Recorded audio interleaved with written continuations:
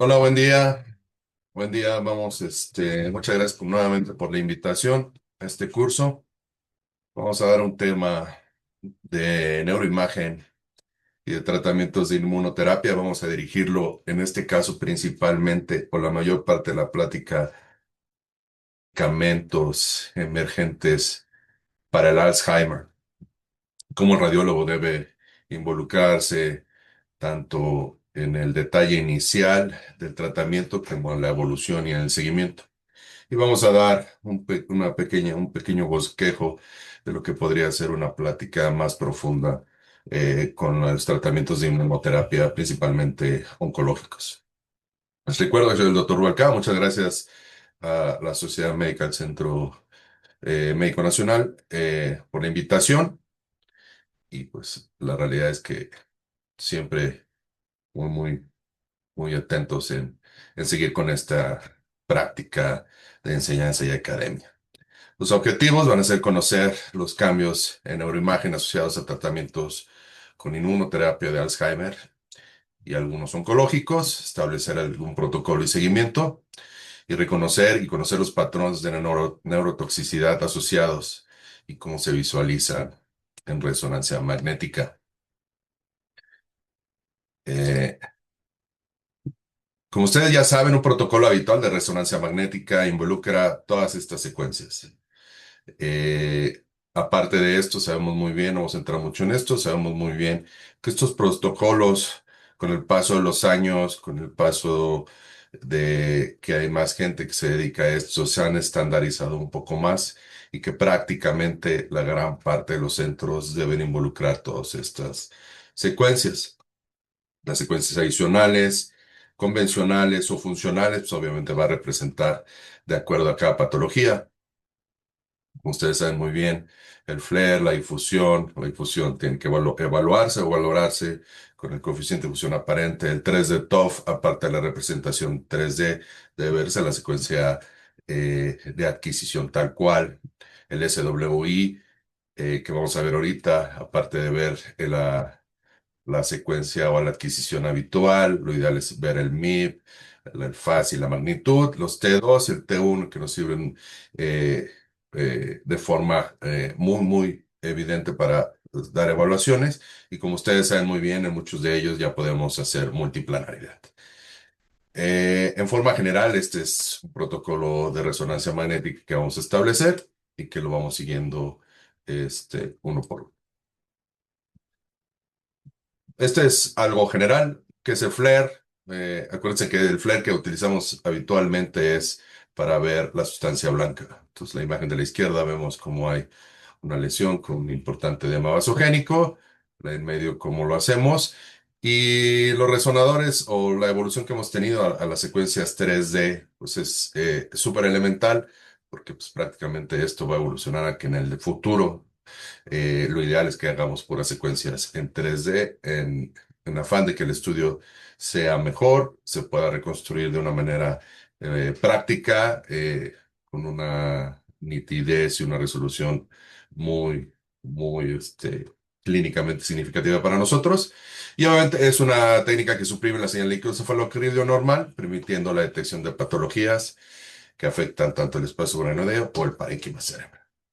El SWI, recuerden que es una secuencia de subtibilidad magnética, es un ecogradiente tal cual, con una resolución espacial tridimensional. Lo que comentábamos nos da una fase y una magnitud, y es particularmente sensible a compuestos que distorsionan el campo magnético. Obviamente la hace útil para detectar productos sanguíneos o calcio. ¿Por qué es esto? Porque la hemosiderina tiene propiedades paramagnéticas y lo que favorece en esta secuencia es una homogeneidad en el campo magnético alrededor de los sangrados y se traduce en disminución de la señal y a lo cual nosotros le llamamos efecto de susceptibilidad. Cada proveedor o cada marca de los resonadores pues le pone en algún momento un nombre a esta secuencia, aunque el fundamento físico es el mismo, ¿no? El SWI, hoy por hoy, los que son en 3D, pues obviamente sabemos que nos va a dar la oportunidad de tener una mejor valoración en forma espacial y los que llevábamos antes como T2 estrella o ecogradiente puro, o por llamarlo así, que hacíamos corte por corte, pues obviamente esos tienen muchos años. Esta secuencia tiene muchos años. Aquí vean como la imagen de la izquierda y la del medio, este es el mismo paciente con un MIP. Pues obviamente hay estas hipointensidades subcorticales. En el MIP se ve, hacen mucho más evidente y se ven en mayor número. Y este es pues, obviamente una secuencia, un video de secuencia volumétrica para que vean cómo se visualiza. ¿Cuál es el que vamos a utilizar habitualmente en este sentido? Pues el SWI va a aumentar la prevalencia, el número de microsangrados contra propiamente el T2 estrella, que es lo que comentábamos. Y el T2 estrella es un ecogradiente que no tiene un pulso de radiofrecuencia de refocalización de 180 grados, por lo que favorece también. Entonces, los ejemplos de abajo, pues podemos ver cómo un ecogradiente contra un SWI, pues obviamente se hace mucho más evidente. Vean en esta imagen que tenemos aquí, voy a sacar el apuntador. Aquí está. En esta imagen que vemos aquí, pues esta se hace más evidente en esta parte, igual en los ejemplos de abajo. Entonces, una contra la otra, pues en esta se ve un poco más sucio, más irregular, y en esta mucho más evidente y con mayor. Entonces, para eso principalmente nos va a ayudar esto.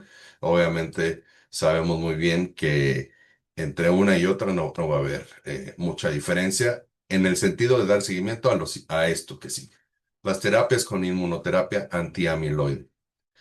Sabemos que hay una asociación con hallazgos que semejan información relacionada con la angiopatía amiloide. Cuando nosotros empezamos con las terapias, esto ya tiene muchos años, en pacientes oncológicos, en pacientes con deterioro cognitivo, el Alzheimer, se documentó y se determinó nombrar esto, anormalidades por imagen relacionadas con el amiloide, lo que le llamamos por sus siglas en inglés, ARIA o ARIA. Entonces, esto lo van a empezar a ver más y más y más y más seguido. Pues obviamente lo que va a tratar los laboratorios, los médicos, los grupos que se dedican a geriatría o neurogeriatría es que esto sea potencialmente un beneficio a mediano o largo plazo para para los pacientes. La hipótesis se plantea dado que surge de la eliminación de depósitos de amiloide perivasculares, resultando con un aumento de permeabilidad de los vasos a fluidos o hemoderivados, provocando una respuesta inmune que puede durar semanas o meses. Entonces puede ocurrir espontáneamente en un contexto con una angiopatía amiloidea cerebral y obviamente con el tratamiento por movilización del amiloide por anticuerpos monoclonales. Entonces vamos a ir reconociendo esto. ¿Cuál es el mecanismo fisiopatológico de esto? Acuérdense que este área va a ser esto tal cual. Esto es nuestro. O sea, esto lo vamos a ver nosotros en imagen. Entonces, ¿qué es? Es un aumento de comunicación de los betamiloides en el parenquima cerebral con disminución de aclaramiento perivascular, asociado a depósito dentro de la pared del vaso. Se va a observar en la enfermedad de Alzheimer y en la geopatía cerebral, amiloidea cerebral. ¿Qué es lo que va a favorecer? Pues alteraciones en el músculo liso de las arterias. Cuando empezamos con la terapia de antiamiloidea, las paredes de los vasos con depósito, los que ya tienen depósito amiloide por condición patológica vascular preexistente, van a presentarse. Y estas lesiones se vuelven más susceptibles a la extravasación vascular que resultan en las alteraciones por imagen a largo plazo. La terapia temporal resulta en la eliminación del amiloide de la pared vascular, acumulación con reorganización del músculo liso arterial. O sea, esto es lo que se busca, eliminar y que se reorganice, como en el dibujo que muestra esta referencia, ¿sí? Entonces, prácticamente cuando ya tenemos el tratamiento, trata morfológicamente de hacer esto, pero en algún momento puede suceder el segundo o el tercer paso y esto es lo que hay que tener en línea. ¿Qué es lo que es? Pues es un edema vasogénico y microhemorragias cerebrales. Desde el 2009, cuando se hacían ensayos clínicos de anticuerpos monoclonales, se vio que todas estas alteraciones se presentaban y en el 2010 el grupo de trabajo llegó a un consenso y lo sugirió denominar a este espectro como ARIA. Como había más causas, utilizaron el mejor concepto, o sea, más causas que condicionaban esto, entonces para términos prácticos y para seguimiento de la inmunoterapia del amiloide, es área E, que se refiere a edema o fusión, y área H, que se refiere a hemosiderina o hemorragias. Entonces, ahorita vamos a explicar eso. Entonces, el área E es edema vasogénico y líquido o efusión en los surcos. El área H incluye hemorragias, siderosis superficial y hemorragias parenquimatosis. Es muy raro y principalmente cuando hay intraventricular. Son efectos secundarios comunes a la inmunoterapia y se llegan a presentar entre el 10 y el 30%. Vean lo importante de esto, que entre el 75 y el 98% es asintomático. O sea, los pacientes pueden ser asintomáticos y los síntomas más comunes que se pueden llegar a presentar son cefalea, confusión, mareo, alteraciones visuales y apraxia. ¿Cómo se ven? Pues así, tal cual. El edema vasogénico, hiperintensidad en las secuencias FLAIR T2, sustancia blanca subcortical. Pueden ser en parches, pueden ser en múltiples localizaciones, como en este caso, e incluso puede haber en algún momento adelgazamiento de la corteza o aspecto tumefacto. Las microhemorragias, como ya sabemos, son imágenes puntiformes, menores a 1 centímetro, y que así están documentadas en la transición yuxtacortical para que podamos verlas. ¿La efusión a qué se refiere? Pues obviamente sigue siendo parte del área E, es presencia de líquido o de fusión en los surcos o en el espacio subaracnoideo. Entonces, cualquier hiperintensidad que vean en los espacios subaracnoideos y que tengamos documentadas el seguimiento de esto, es parte de un efecto secundario del tratamiento. Como ya sabemos, ¿qué factores predisponentes hay? Pues que el estado portador del genotipo de apolipoproteína E4 y la presencia de hemorragias y siderosis pretratamiento pueden ser predisponentes a que haya estos efectos secundarios. También se asocia con mayor riesgo de angiopatía amiloidea cerebral debido al aumento de depósitos vasculares de amiloide. O sea, que ya tenga depósitos preexistentes también los aumenta. El factor secundario, que habitualmente esto no tiene mucha referencia, bueno, no es que no tenga referencia, sino que va a ser más en un entorno clínico de qué tanta dosis y el número de días, es la dosis del fármaco y la duración del tratamiento, y siempre va a haber un mayor riesgo en los primeros 6 meses. En los primeros 6 meses que se presentan estas situaciones. Entonces, se ha determinado que hay una estandarización por imagen. La importancia de esto es que se los van a pedir más seguidos, algo muy sencillo. En neuroradiología, obviamente, es esto que lo vamos a ver mucho más fácil. Pero la gente que se dedique a ver resonancia magnética, pues tiene que, eh, obviamente, conocer y dar los seguimientos. Entonces, interrumpir la inmunoterapia antimiloide en casos de área, ya sea de E o H, moderados, incluso sintomáticos y graves. Esto es obviamente edición clínica. Eh, ¿Qué es lo que pasa? Que cuando hay numerosos estudios de resonancia magnética al principio, se ha documentado que no tiene caso hacerlos, porque ya dijimos que la mayoría de ellos son potencialmente asintomáticos, y esto es lo que decíamos, ¿no? Que los centros de radiología se preparen para realizar y dar comunicación de los aspectos. Entonces, creo que vale la pena para que lo hagamos. Sabemos muy bien que el PET-amiloide pues, todavía está muy limitado en Latinoamérica. En Estados Unidos es menos, pero pues, obviamente es mucho más caro. Siempre debe haber una resonancia basal pretratamiento. Y la de pretratamiento nos la sugieren que se haga al menos un año antes del inicio del tratamiento con la inmunoterapia. O sea, un año antes, lo ideal es que sea al menos recientemente, unas semanas antes de iniciar el tratamiento. eh, Control durante el tratamiento y al momento de ver área. Y el momento de ver área es que el paciente empezó con clínica y automáticamente ahí no las indica. Las estimaciones indican al menos 4 resonancias durante el primer año.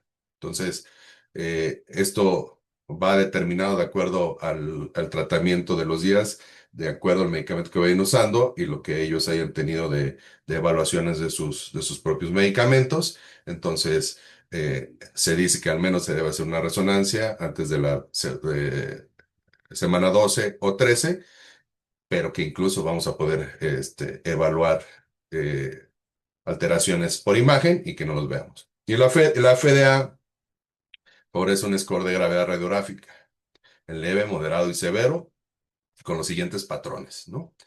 Este es el protocolo habitual que nos dicen, ¿no? La base es estandarizar las secuencias, puede ser en un resonador de 1,53 teslas, y lo ideal, como en varios casos de esto, o incluso oncológicos, que sea el mismo resonador, incluso el mismo que lo interpreta, aunque sabemos que no es así, pero pues por lo menos que tengamos las mismas secuencias, ¿no? Eh, Cuando empieza con el tratamiento, hacer nuestro protocolo habitual, el cual debe incluir, sí, de cajón, pues el FLAIR T2 y el ecogradiente, ya sea el ecogradiente el T2 estrella o el SWI. O sea, nuestro estudio completo, por decirlo así, y obviamente reportar lo que haya con respecto a zonas de edema, acidosis, microhemorragias, hiperintensidades. Creo que esto es una adecuada. Y en el monitoreo asintomático, vean, lo ideal de esta terapia es solo necesitamos el FLAIR, susceptibilidad magnética y la difusión. Y la difusión se hace obviamente porque el paciente puede tener algún síntoma que requiera determinar si hay alguna isquemia o alguna otra cosa, pero los dos secuencias pivotes para seguimiento son estas. Entonces, para ver si hay edema, fusión o nuevas microhemorragias, hidrosis, si así las tuvo, o que sí sean nuevas. Y en pacientes asintomáticos, pues prácticamente lo mismo, o si uno considera hacer más secuencias. Vean como en cualquiera de los dos casos, el estudio debe ser simple. Y el score de gravedad radiográfica sugerido para resonancia magnética, pues es este. Se va a dividir en área E. El área H la vamos a dividir en dos, tanto para microhemorragias como hemosidrosis. Y para el área E, que es edema y efusiones, vamos a tener leve, moderado y severa. El leve, una localización menor a 5 centímetros. El moderado, una localización de 5 a 10 centímetros o más de una, pero que sean menos de 10. Y severa, una o más localizaciones mayores de 10 centímetros. Nos sugieren que se hagan las mediciones en el plano axial. Y en las microhemorragias o en el área H, que sea 4 o menos puntitos o microhemorragias, de 5 a 9 cuando es moderado y más de 10 cuando es severa.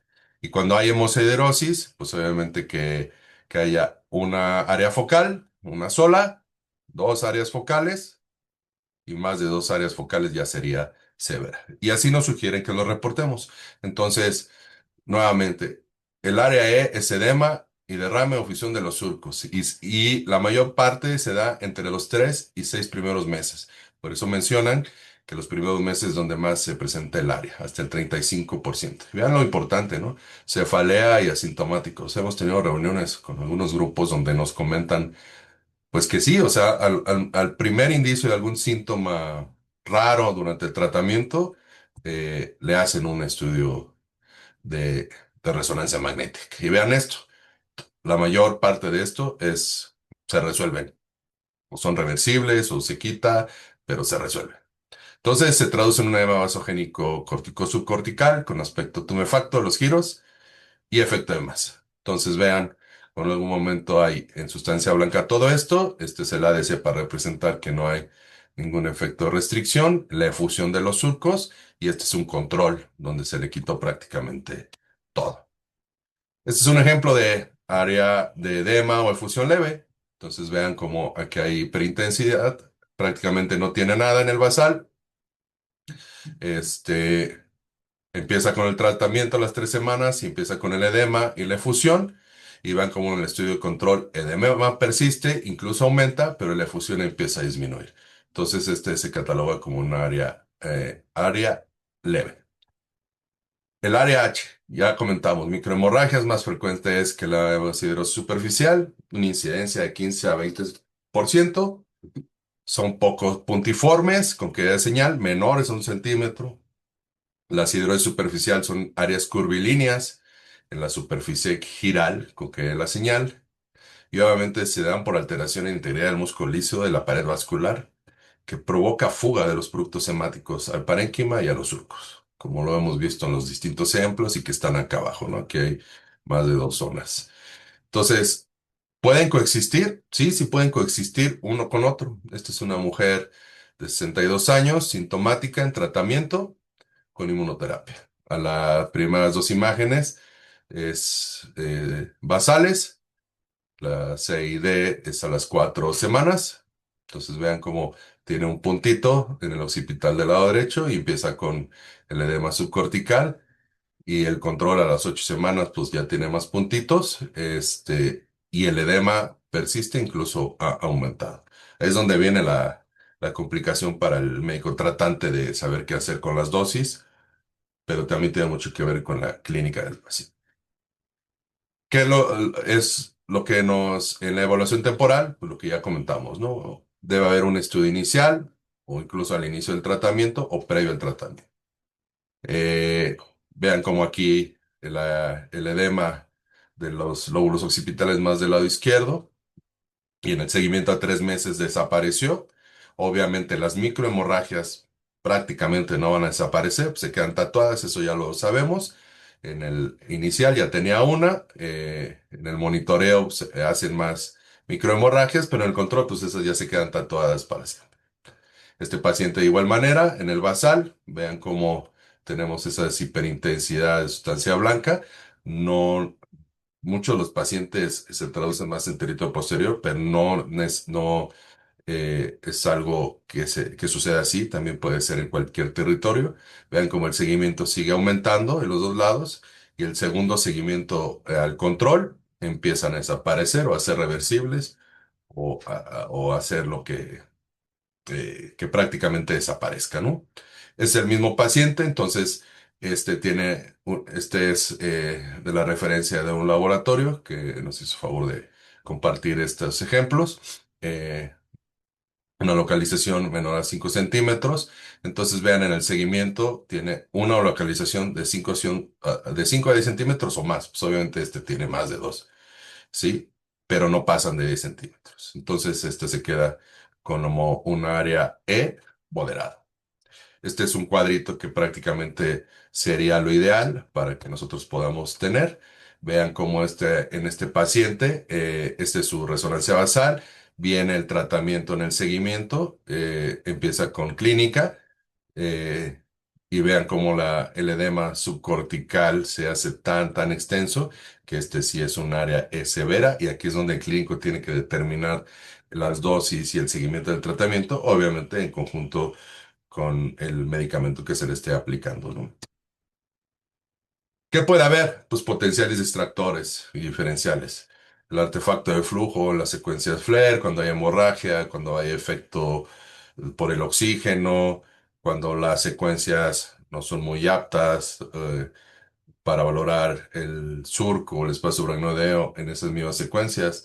Entonces, hay que aprender a ver las secuencias de nuestros propios equipos y de nuestros protocolos para poder establecer esto.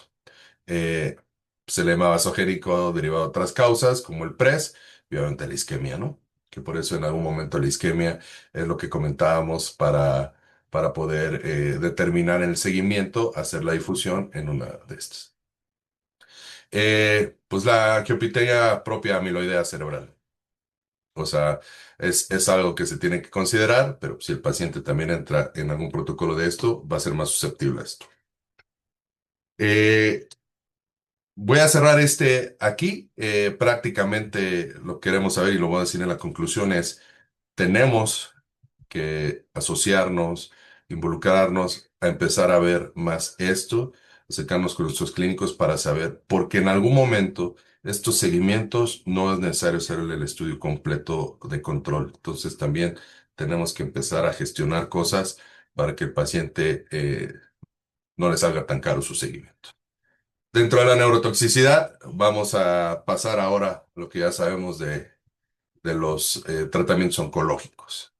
El otro es un tratamiento muy interesante y creo que al paso de los años es algo que queremos, que esto suceda con los pacientes de Alzheimer, ¿no?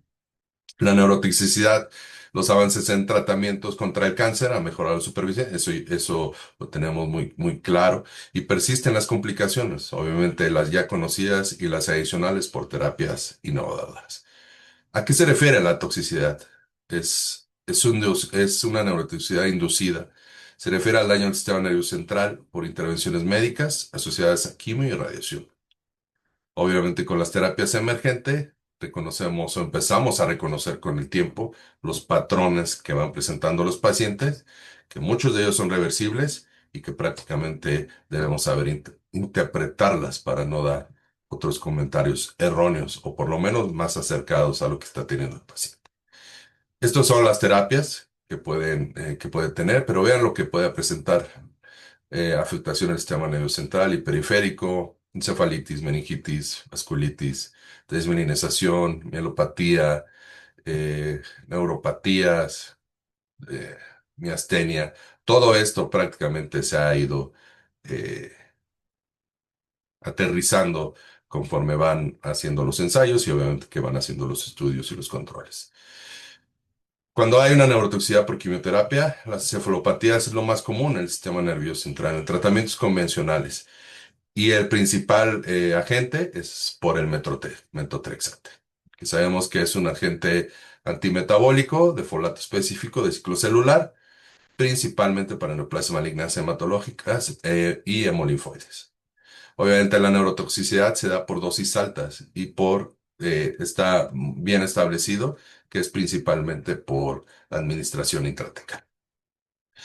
Como en varias de estas situaciones, el cuadro clínico va a ser variable y muy inespecífico, pero predomina la cefalea, el letargo, algunas ocasiones cuando empiezan a progresar síntomas de evento vascular cerebral, convulsiones, encefalopatía. Pueden ser agudas y subagudas. Las subagudas incluso pueden ser meses. Y cuando existe una leucoencefalopatía, clásicamente hay restricción en la difusión e hiperintensidad en secuencias T2 en sustancia blanca profunda, ya sea uni o bilateral. Y en la mayoría de los pacientes transitoria, eh, tratando de distribuir o de mejorar eh, el, la dosis del medicamento para que podamos.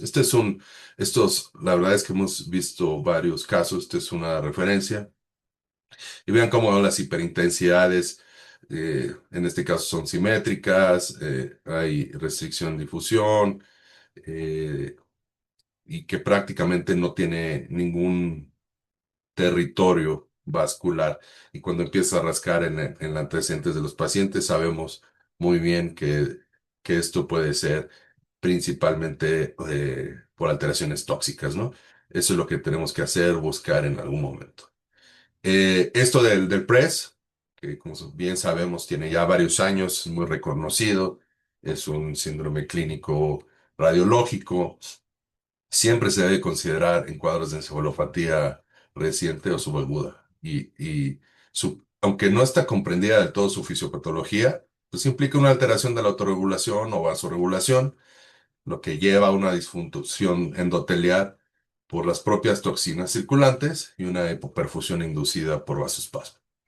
Y hace una inflamación inmunomediada. Vean cómo el PRES nos vamos a meter mucho, ustedes muchos ya los han visto, pero el PRES no nada más, como sabemos, no nada más es posterior, puede ser posterior, puede ser central, puede ser en el tallo cerebral, en el cerebelo, en los casos de arriba, es un paciente que hizo encefalopatía posterior reversible, vean las hiperintensidades en el cerebelo de predominio derecho y el estudio de control prácticamente desaparecen. Las imágenes de abajo vean cómo se presentan estas hiperintensidades que son un poco más difíciles, pero están en la sustancia blanca subcortical. Y pues la que se ve del lado derecho abajo es una prácticamente, así se ven como fantasmitas de la sustancia blanca con una hiperintensidad muy evidente y que obviamente la difusión no, no, no se traduce en esto. Y es bueno que sepan que obviamente, no nada más se puede presentar en el frontal, en el parietal, en el occipital, se puede presentar en los ganglios basales, se puede presentar en el tallo, se puede presentar en el cerebelo, incluso en la médula espinal. Entonces, cuando ustedes tengan ese antecedente de algún momento eh, del tratamiento, busquen. Hoy por hoy tú buscas en la red y te encuentras prácticamente favorecido por muchísimas cosas. ¿Y qué puede tener? El PRES puede tener restricción, sí. Y la vasoconstricción cerebral también se ha determinado como potencial efecto secundario, una neurotoxicidad, principalmente como la ciclofosfamina o la citarabina. ¿Qué puede haber en la vasoconstricción cerebral y la diferencia? La mayoría de las veces debutan con hemorragias subaracnoidea o con hemorragias. Y lo que vas a ver en las angios, con el ejemplo que tenemos arriba, aquí hay una hemorragia subaracnoidea, pero vean la angiotac como hay algunos vasos que están disminuidos de calibre, o sea, hacen estrechamientos y dilataciones segmentarias, puede haber hemorragias petequiales y se puede comportar como un PRES. Y esto lo pueden sugerir a una asociación o incluso de que puedan ser patologías duales independientes. Quiere decir que este potencialmente también puede tener reversibilidad. Hoy tenemos uno o dos casos en el instituto donde un caso interesante que lo tengo escondido por ahí guardado, pero no lo he podido documentar todavía, pero donde el paciente hizo un PRES en un año, tuvo su control y se le quitó y a los 2 años hizo las mismas lesiones, las mismas, o sea, hizo otro press en el mismo lugar, en las mismas regiones, tanto que uno de nuestros residentes, cuando lo interpretó sin haber visto el estudio de control previo, lo dio como sin cambios. Ya cuando vimos la evolución, pues no, prácticamente súper interesante porque entonces las mismas regiones que se pueden alterar son las mismas que se van a alterar en cada paciente, ¿no?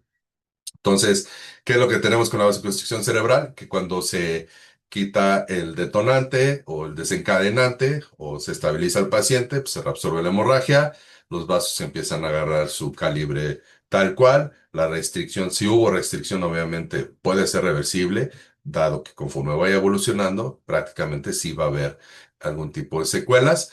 Y es lo que comentábamos, si el PRES puede tener restricción, sí, sí puede tener, si puede tener sangrado, sí, sí también puede tener, si puede tener reforzamientos, sí también los puede tener. Entonces, vale mucho la pena considerar.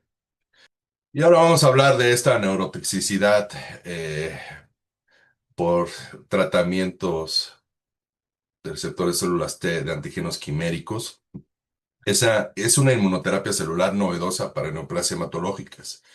Y también se está asociando en algún momento a tratamientos para glioblastomas recurrentes y difusos. ¿Qué hace? Emplea células T reconectadas artificialmente o potenciadas artificialmente para intensificar la erradicación de las neoplasias malignas de las células B,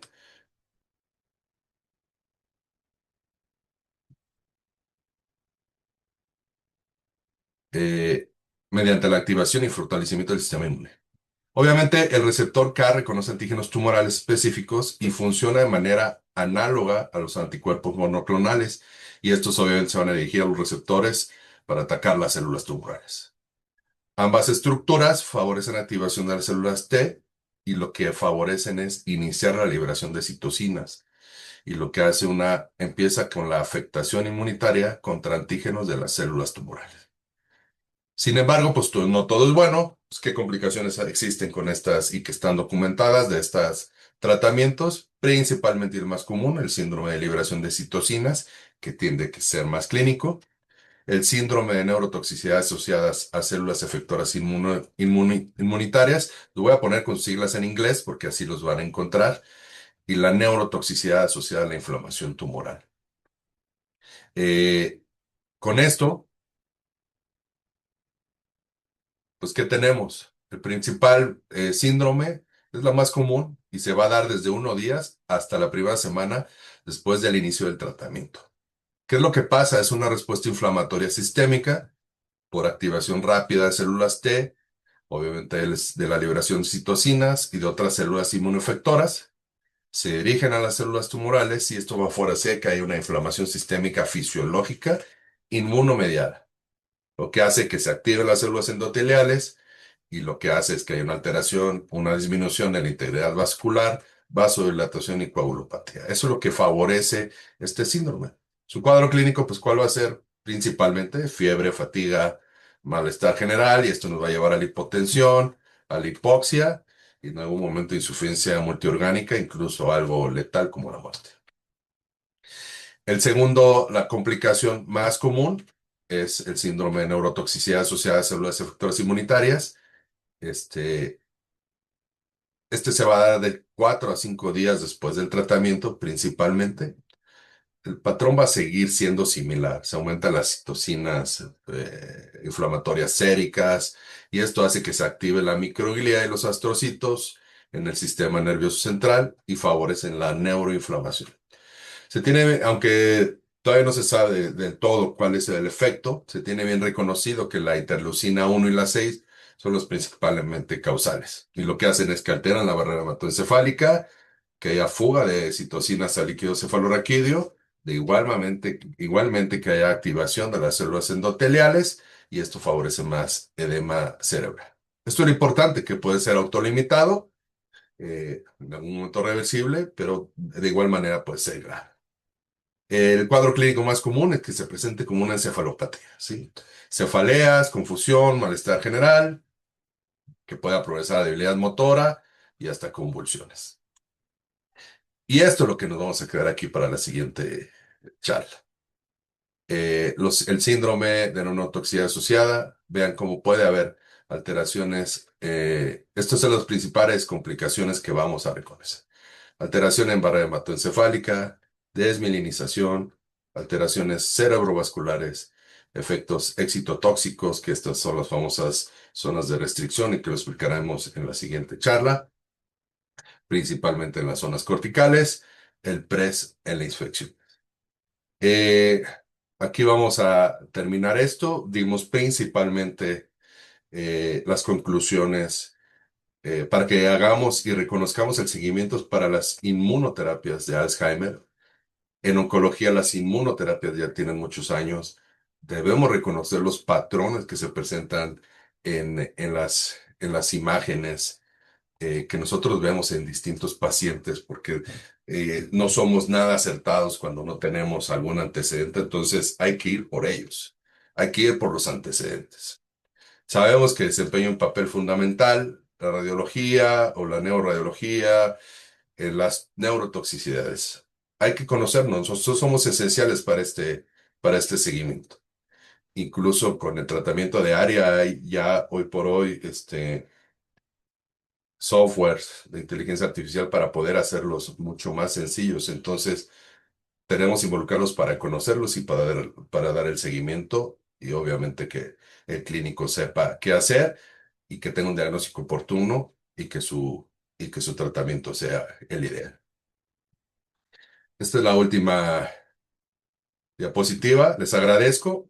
En la siguiente charla vamos a abordar más estas neurotoxicidades, principalmente oncológicas. Van a ver cómo es súper, súper grato saber o pónganse a leer esto, involúquense más, cómo puede haber muchas enfermedades que nosotros sabemos que es por otra causa y que en realidad pueden tener alguna causa inmunomediada.